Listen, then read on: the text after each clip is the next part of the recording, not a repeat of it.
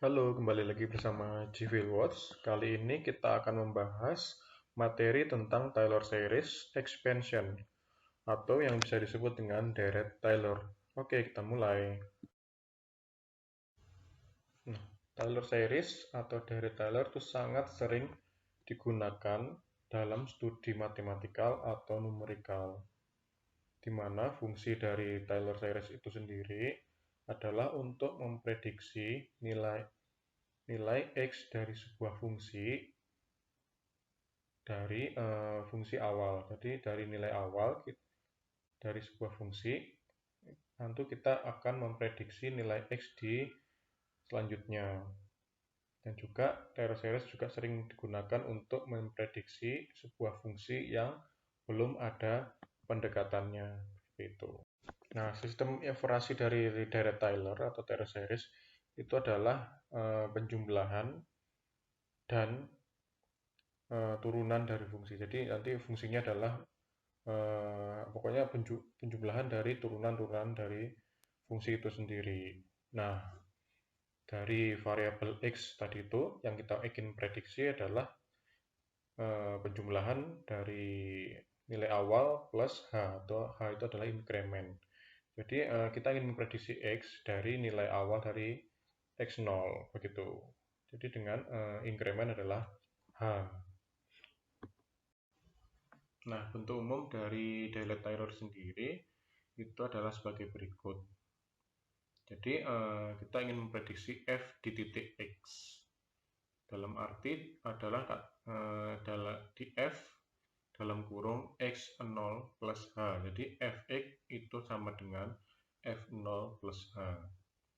Jadi teoremanya sendiri adalah sama dengan fx0 plus h dikalikan f aksen atau turunan pertama dari x di x0 plus h2 h kuadrat plus 2 faktorial dikalikan turunan fungsi dari x0, turunan kedua dari fungsi x di titik x0 dan selanjutnya. Nah, dari sini kita ketahui bahwa ada berbagai fungsi. Jadi kita menggunakan itu turunan pertama, turunan kedua, dan turunan ketiga, dan seterusnya. Ini tergantung dari berapa order yang kita akan gunakan nantinya. Seperti itu. Jadi ini bisa ordernya sampai tak terbatas, jadi Rn plus 1. Jadi di mana itu nanti kita menggunakan turunan fungsi sampai ke nilai n plus 1. Jadi kalau ini adalah turunan fungsi ke n, ini adalah turunan fungsi ketiga dari x. Jadi terserah nanti kita mau order ke berapa. Jadi semakin tinggi ordernya akan semakin mendekati nilai eksak atau semakin mendekati nilai yang diharapkan. Tapi pekerjaannya akan semakin banyak. Nah, order pertama yaitu fx0. Jadi fx0 plus h sama dengan fx0. Nah, itu adalah order pertama atau one term yang pertama.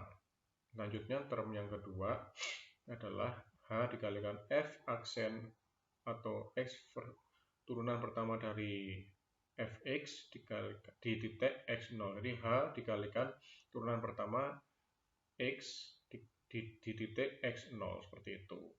Di mana x0 adalah nilai awal atau starting value, x adalah nilai yang akan kita prediksi, h adalah increment, dalam arti itu adalah perbedaan x dengan x0.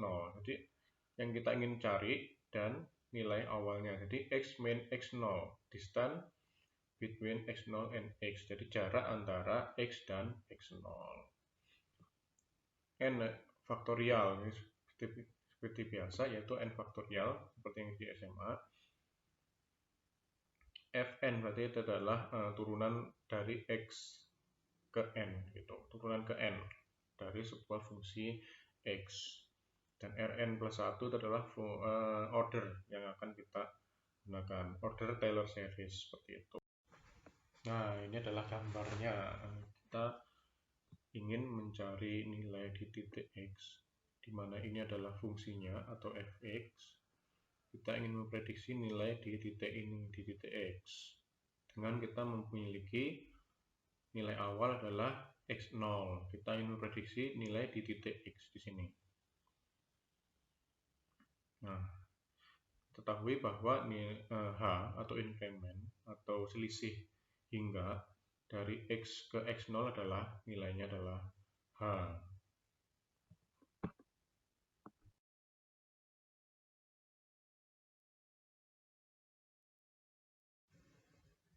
Selanjutnya ini adalah bentuk compact dari Taylor series itu sendiri, yaitu X0 plus H sama dengan sigma dari 0 sampai tak terhingga, berarti dari order pertama sampai ke order tak terhingga dikalikan H pangkat K, atau itu tergantung nanti kita berapa ordernya, jadi H pangkat K atau increment pangkat K dibagi dengan K faktorial dikalikan turunan fungsi ke K dari nilai X lalu dimasukkan nilai X0. Jadi dasarnya itu adalah nilai X0 atau nilai awal dan H. Jadi yang diketahui nanti adalah X0 dan H. Seperti itu. Nah, ini tadi adalah fungsi dari first order. Jadi adalah two term. Jadi term pertama adalah fx0 dan term kedua adalah H dikalikan turunan pertama dari X di X0. Jadi ini adalah first order. Jadi ini adalah bentuk paling sederhana dari Taylor. Jadi fx sama dengan atau fx plus h sama dengan f di x0 plus h increment dikalikan. Nah, selanjutnya adalah second order approximation atau perkiraan di second order. Jadi ini adalah nilai yang lebih mendekati dari Taylor yaitu second order dibandingkan dengan first order. Kita second order lebih mendekati nilai eksak, di mana dia menggunakan three term, yaitu per 1 fx0 plus h dikalikan turunan pertama dari x di x0 plus h kuadrat per 2 faktorial seperti tadi, h pangkat k per k faktorial dikalikan turunan kedua dari x di x0. Jadi ini turunan pertama. Jadi fx diturunkan, lalu diturunkan lagi kita pakai di term yang ketiga. Jadi ini adalah second order approximation. Nah, bagaimana kalau third order atau order ketiga? Pendekatan order ketiga berarti kita menggunakan four term atau 4 langkah. Jadi ini semakin mendekati nilai eksak, semakin mendekati yang kita inginkan. Jadi prediksinya semakin tepat. Jadi di mana kita menambahkan term yang keempat, yaitu h pangkat 3 per 3 faktorial dikalikan turunan ketiga dari x di x0. Nah, jika kita diberikan contoh di mana fx sama dengan x pangkat 5 min 3x pangkat 3 plus 8. Jadi kita diberikan fungsinya sebagai berikut. Gunakan nilai awalnya adalah 3. Jadi x0 sama dengan 3.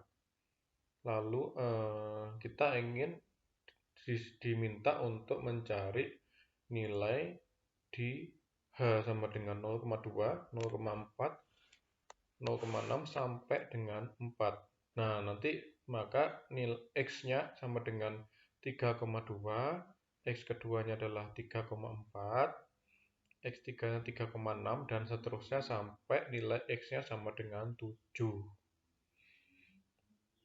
Nah, kita diminta untuk membandingkan antara first order, second order sampai dengan 5 order. Jadi di term 1 sampai dengan 6. Lalu kita diminta untuk memplot hasil perhitungan kita dalam sebuah grafik dan membandingkan. Oke, lanjutnya pertama-tama kita masukkan x0 sama dengan 3. Nah, kita tadi katakan bahwa x0-nya adalah 3. Maka fx0 sama dengan 170. Jadi kita masukkan aja ke x0-nya 3 ke fungsi. Jadi untuk mendapatkan nilai fx0 dari term pertama kita dapatkan dulu, yaitu kita masukkan 3 pangkat 5 min 3 kalikan 3 pangkat 3 plus 8, maka f di x0 atau f3 sama dengan 170. Nah, selanjutnya kita kan tadi diminta untuk mulai dari term 1 sampai term 6, jadi sampai ke 5 order. Maka kita harus dapatkan dulu nilai dari fungsi dari turunan pertama. Jadi fungsi pertama. Turunan pertama dari fungsi fx yaitu f1, selanjutnya turunan kedua, turunan ketiga, turunan keempat, dan turunan kelima sampai ke turunan ke-6. Nah, jadi misalkan kalau kita ketahui x-nya sama dengan 5, berarti kita bisa turunkan dia sampai ke 5. Kalau dia x pangkat 3 berarti mentok sampai di turunan ke-3, seperti itu. Maka kita ketahui turunan pertama dari fx sama dengan 5x pangkat 4, ya, turunan seperti biasa kayak di SMA. 5x pangkat 4 min 9x kuadrat itu adalah turunan pertama. Selanjutnya turunan kedua adalah turun lagi 20x pangkat 3 min 18x. Selanjutnya sampai ke turunan kelima, yaitu nilainya adalah 120. Nah, selanjutnya setelah kita dapatkan fungsi dari turunan, maka kita kembali masukkan x0 ke turunan tadi. Yaitu turunan pertama kita masukkan x0 sama dengan 3, berarti didapatkan nilai sama dengan 324. Jadi 5 dikalikan 3 pangkat 4 min 9 dikalikan 3 pangkat 2 sama dengan 324. Selanjutnya di turunan kedua pun seperti itu. Jadi di turunan kedua kita masukkan aja x0 sama dengan 3 di sini. 20 dikalikan 3 pangkat 3 min 18 kali 3. Turunan kedua, nilai 3 masukkan ke turunan kedua, nanti jumlahnya adalah 486. Nah, ini adalah nilai dari turunan kedua di x0 sama dengan 3. Dan seterusnya kita masukkan di fungsi yang turunan ketiga, turunan keempat, dan turunan kelima. Maka didapatkan nilai turunan nilai turunan ketiga dimasukkan x sama dengan 3 sama dengan 522. Nilai turunan keempat dimasukkan x sama dengan 3 sama dengan 360. Turunan kelima dimasukkan 3 sama dengan 120.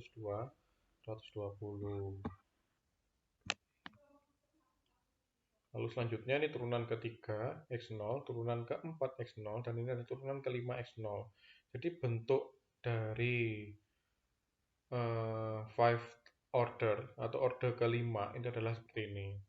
Nah, jadi untuk first ordernya adalah 170 plus 324 kali H. Nah, itu first ordernya itu hanya sampai di 324 kali H. Nah, kalau second order berarti plus 486 H pangkat 2 per 2 faktorial. Nah, jadi fungsinya kalau second order sampai di sini saja. Jadi di turunan kedua. Nah, setelah bentuk umumnya kita dapatkan, maka langsung saja kita masukkan nilai mulai dari x sama dengan 3,2, yaitu nilai yang kita ingin prediksikan, yaitu 3,2, 3,4, 3,6 sampai dengan nilai x sama dengan 7, dimana nilai h ini adalah nilai inkremennya. Jadi misalkan x nya 3,2 berarti inkremennya adalah x min x0 sama dengan 0,2 sampai di x sama dengan 7 berarti nilai inkremennya adalah h sama dengan 4. X min x0 7 min 3 sama dengan 4. Nah, lalu kita inputkan mulai dari first term, 2 term, 3 term sampai dengan 6 term. Nah, nanti kita bandingkan. Nanti kita bisa menggunakan aplikasi atau software Excel. Jadi kita inputkan fungsi pertamanya saja dulu sampai dengan six term. Lalu kita bandingkan dengan true value-nya. Jadi true value didapatkan dari 3,2 langsung dimasukkan ke fungsi X. Jadi bukan dari turunan dan bukan dari apapun, tapi langsung ke fungsi X. Kita masukkan X sama dengan 3,2, kita dapatkan true value. Nah, kita bisa lihat bahwa nilai dari 1 term, 2 term, 3 term, 4 term, 5 term, sampai dengan 6 term, kita lihat mana yang benar-benar mendekati true value. Jadi mulai dari 4 term kita lihat bahwa nilainya sudah mulai sangat mendekati dari true value. Berarti mungkin nanti perhitungan bisa sampai ke 4 term atau ke straight order saja sudah cukup mendekati true value, seperti itu. Oke, setelah kita dapatkan nilainya dari tabel, maka kita lanjutnya adalah membuat grafik. Nah, dari setiap term kita bikinkan grafik, maka didapatkan perbandingan seperti tergambar. Yaitu dapat kita lihat bahwa yang one term lurus ya, jadi namanya juga konstan. Lalu kita lihat 2 term, 3 term, 4 term, sampai ke 6 term. Jadi yang paling mendekati true value pastinya adalah 6 term. Tapi kita lihat bahwa 4 term, 5 term, dan 6 term itu mendekati. Nah, tinggal kita lihat kita mau ke telitian berapa untuk mendapatkan true value. Jadi asal dia tidak melebihi dari toleransi, maka metode yang paling sederhana bisa dipakai. Misalkan kita lihat bahwa 4 time, 5 time, dan 6 time hampir sama, maka terlihat dari grafik dan mungkin kita akan analisis errornya tidak jauh berbeda, maka kita bisa menggunakan 4 term seperti itu. Oke, sekian, thanks for watching, jangan lupa like and subscribe-nya ya.